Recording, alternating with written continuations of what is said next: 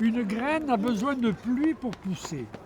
Mais la pluie tombait sur notre graine seulement de temps en temps, et parfois pas du tout. Dès la mi-octobre, et ce jusqu'à la fin mai, les mamies et papis lecture interviennent dans les écoles maternelles et primaires de la Principauté au moment de la pause déjeuner. À la fin du mois de mai, le traditionnel rendez-vous au parc Princesse Antoinette clôt les festivités. Faire aimer la lecture aux tout petits, la vocation première de l'association. Partager la lecture plaisir avec de jeunes enfants de façon à les assujettir au livre qui n'est pas en concurrence avec les méthodes à l'heure actuelle de tablettes, de numérique et tout ce qui s'ensuit, mais surtout aussi avoir un rapport intergénérationnel, ce qui est tout à fait intéressant pour l'enfant qui n'a pas ses grands-parents en principauté, parce que dans toutes les écoles, les enfants n'ont pas leurs grands-parents. Donc ça fait un moment de réflexion et convivial où les enfants ils prennent leur plaisir et les grands-parents aussi. Et nous sommes envolés. Grâce à ces moments volés, des liens se créent entre les enfants et leur mamie ou papy lecteur.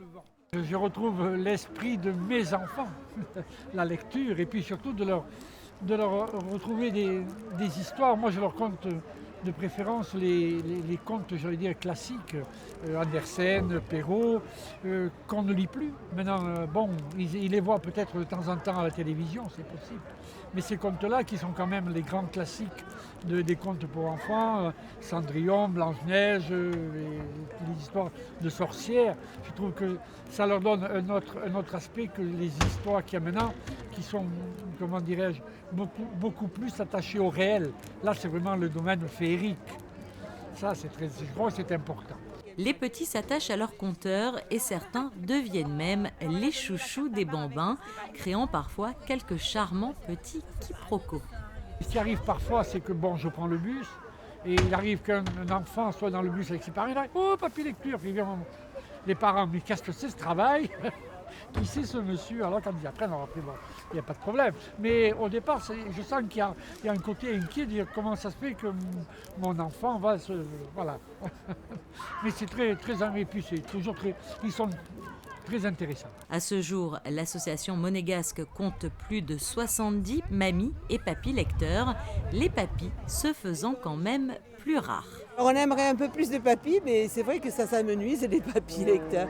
Oh, vous n'êtes pas nombreux. Hein.